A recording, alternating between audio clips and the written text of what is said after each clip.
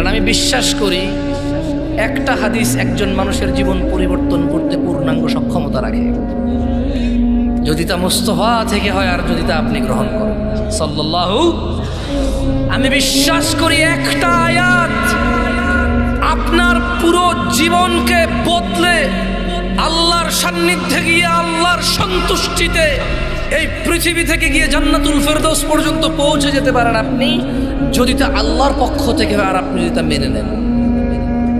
আমি এটা কখনো বিলিভ করি না এখানে 2 ঘন্টা কথা বললে যা উপকার হবে 4 ঘন্টা বললে আরো বেশি হবে, এটা বিশ্বাস করি না। এই ওয়াজ মাহফিল কমিটিদের আল্লাহ হেদায়েত করুক, তারা আসরের পর থেকে মাইক বাজাইতে বাজাইতে এখানকার কোনো ময় মুরব্বীকে শুইয়ে দেন এত পর্যন্ত।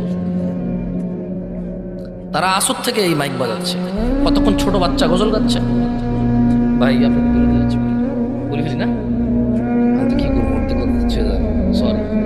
তারা আসর থেকে মাইক বাজানো শুরু করছে, ছোট বাচ্চা গজল গাইবে নাইলে কিছু করবে, ওদের মানে বলছে তো বলছে সেই বিকাল 3টা 2টা শুরু হলো, 2টা 3টা 4টা 5টা 6টা 7টা 8টা 9টা 10টা, এখন বাজে 11টা, টানা 10 ঘন্টা এই এলাকার মানুষকে তারা যন্ত্রণা দিচ্ছে।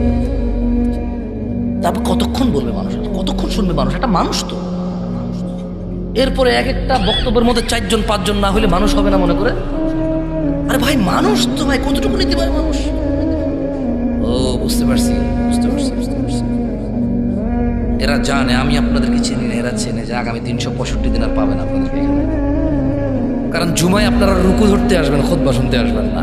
তারা বলছে যে বেটা পাইছি আজকে ছাড়বো না তোরে, যাবি কই? কম্বলের তোরে ঢুকলো মাইকের সাউন্ড যাবে, তোরে আজকে শুনে আসার টাকা উসুল হওয়া চাই।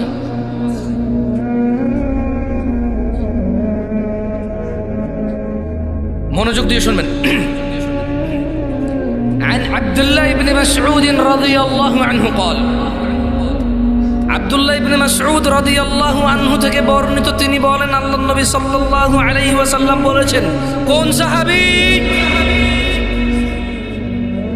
আমি কিন্তু প্রশ্ন করব, আমি ঠিক বেঠিক জিজ্ঞেস করবো না, প্রশ্ন করবো, একটু জবাব দিয়ে, তাইলে আমি বুঝতে পারবো যে আমার এই কষ্ট করে আসা সার্থক। অ্যাটলিস্ট আপনি শুনেছেন, বলেছেন, বাকি মানা না মানা তো আপনি আর আপনার রব জানে। কে জানে?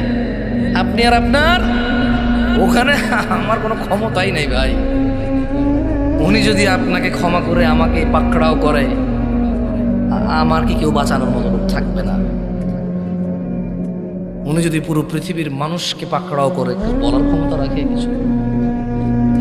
ওনার ক্ষমতা, ওনার দক্ষতা, ওনার কৌশল, ওনার মালিকানায় আমি কোনো কথা বলতে চাই না। আল্লাহ আমাকে আশ্রয় দিক, ওনার